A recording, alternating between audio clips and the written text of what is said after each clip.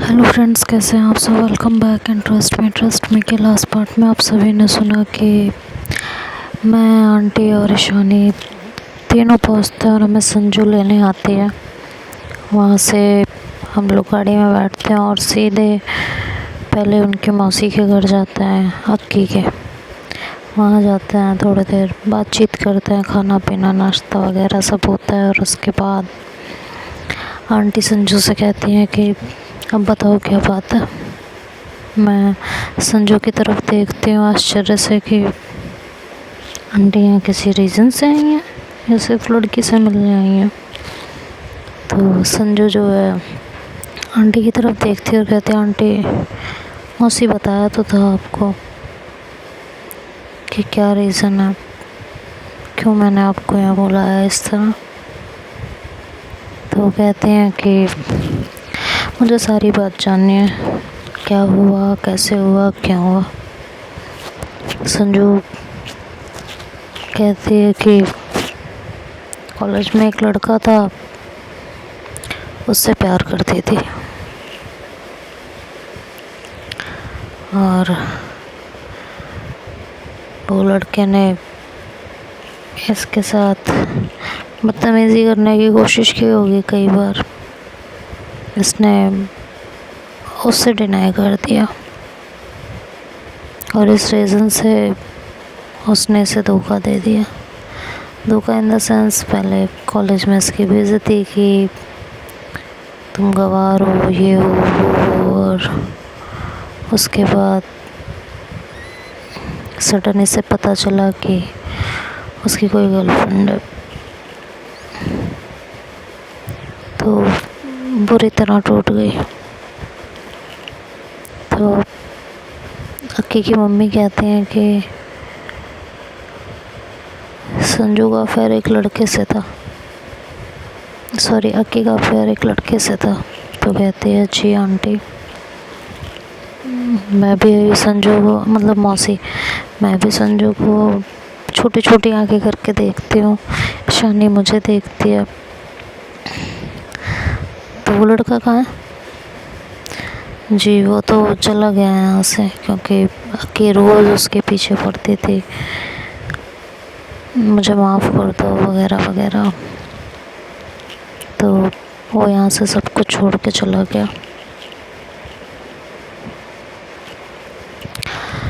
और अक्की ने उस गम में दारू पीना शुरू कर दिया और इतनी पीने लगी है कि डॉक्टर ने कहा है अगर दारू बंद नहीं हुई तो कुछ भी हो सकता है। ये सुनते ही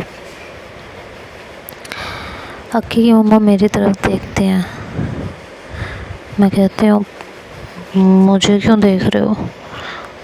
तो कहते हैं कि इसलिए देख रही हूँ कि हम जो पेरेंट्स होते हैं ना, वो इस रीज़न से अपने बच्चों पर रोक टोक लगाते हैं। ये रीज़न होता है क्योंकि हमें पता होता है कि उनमें अभी समझ नहीं है गलत सही पहचानने की, और जब तक वो समझ आएगी तब तक ये लोग सब बर्बाद कर चुके होंगे। और देखो वही हुआ ना।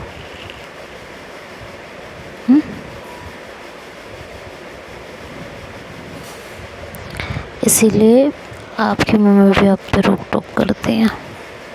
आपको बुरा लगता है ना कि मम्मा हर बार मेरे को रोकती टोकती रहती हैं, इसीलिए कि जवानी के जोश में कहीं कोई गलत कदम ना उठा लो। अब देखो, गलती उस लड़के की, धोखा उसने दिया, प्यार उसने नहीं किया। हाँ, अक्की को फ़क्र से कहना चाहिए था कि मैंने तो प्यार किया है, उसने धोखा दिया तो दिया। बट वो क्या करने लगी? दारू पीने लगी, नाच गाना करने लगी। यही कर रही है ना वो। उसने मेरे विश्वास को तार तार किया कि नहीं? तो संजू की मम्मा कहती हैं कि पढ़ती थी, एक बात से तो आप भी डिनाई नहीं करोगे ना, पहली मोहब्बत का गम ना बुलाए नहीं बोलता। बहुत तकलीफ़ होती है। ये बात मुझसे और आपसे बेहतर तो कोई भी नहीं जान सकता। तो संजू और मैं एक साथ बोलते हैं, आप दोनों के अफेयर रहे हैं, डोंट टेल मी कि आप दोनों के अफेयर्स रहे हैं। हम दोनों एक साथ बोलते हैं तो दोनों आंटियाँ हमें देखने लगती हैं घूर के, और ईशानी मेरा हाथ दबाती है जोर से कि कुछ भी बोल जाते हो, इशारों में बोलती है। तो मैं इशारे में कहती हूँ मुझे ही क्यों कह रही हो, संजू ने भी तो वही बात बोली है। तो दोनों आंटियाँ कहते हैं क्यों, हमारे अफेयर्स नहीं हो सकते?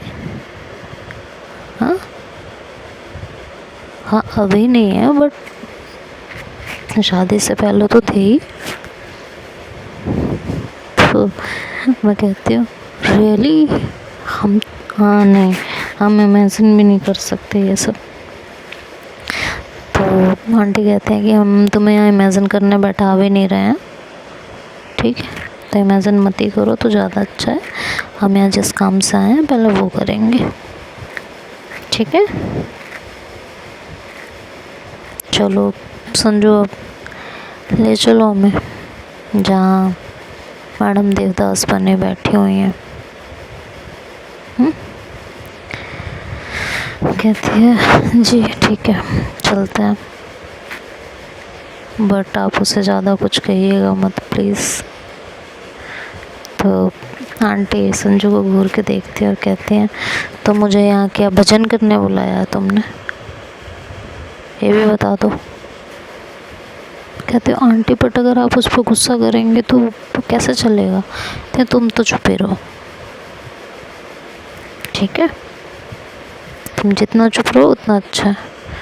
कहते हो मैंने क्या किया है? तो शानी कहती है तुम चुप रहो तो ज़्यादा बेटर है। मैं कहती हूँ बट मैंने किया क्या है? कहते कुछ भी बोलते हो आप, इसलिए आप शांत रहो। तो मैं चुप हो जाती हूँ, मैं कुछ नहीं बोलती। ईशानी आंटी से कहते हैं कि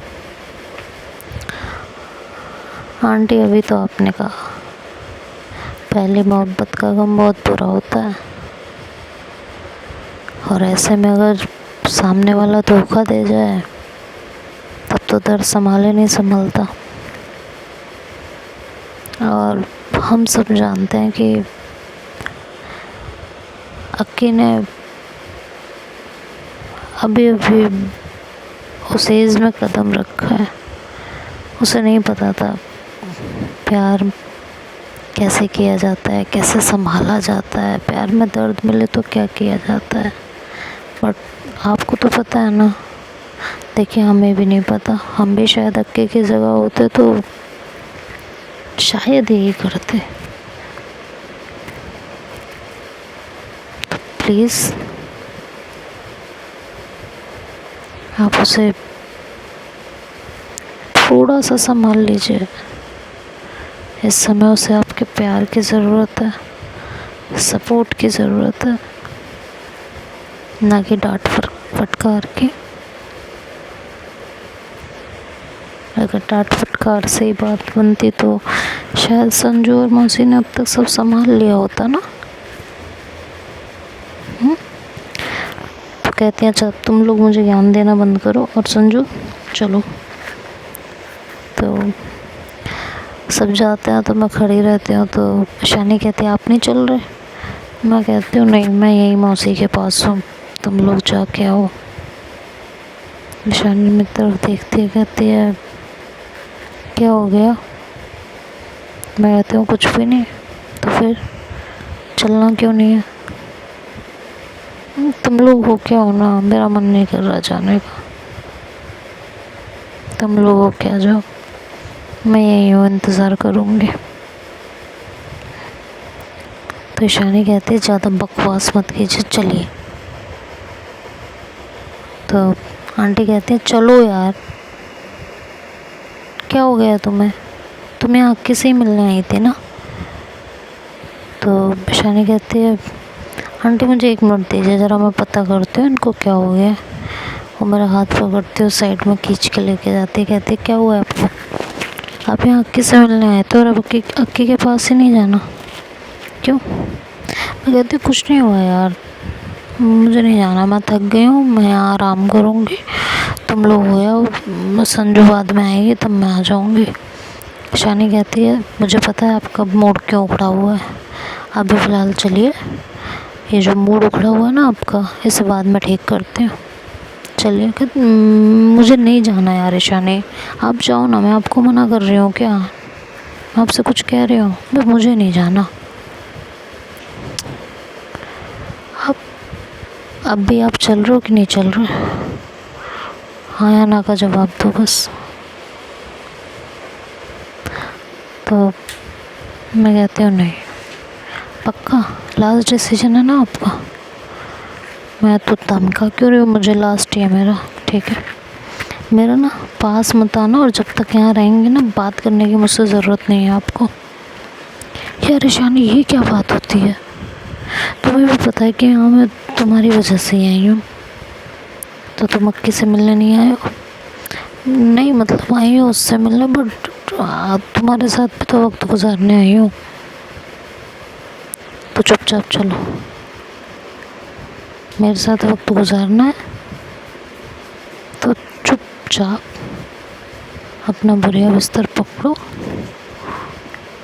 और चलो। दिमाग का ना ज़्यादा दही करने की ज़रूरत नहीं है। और यहाँ जितने दिन भी हैं, अगर किसी के सामने कोई भी नौटंकी आपने की ना, तो मुझसे बुरा होगा नहीं कोई आपके लिए, ये भी याद रखना। समझ में आया? वो जो आपका मुंह फूला है मैं बाद में बताती हूँ आपको। ये सब बोल के वो मुझे ज़बरदस्ती मेरा हाथ पकड़ती है और मस्त खींचते हुए लेके आती है।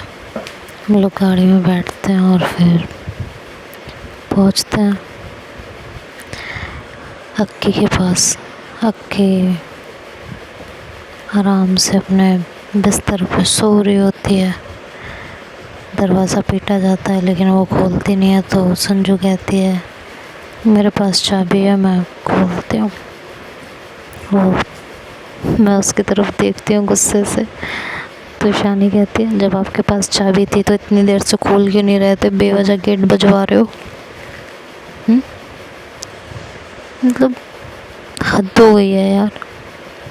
आंटी कहती है ये ना जितने हैं ये सब बेवकूफ़ हैं, एक भी इनमें से अक्लमंद नहीं है कि कोई एक अक्लमंद और ढंग का काम कर ले, नहीं, सभी दिमाग से पैदल हैं यहाँ।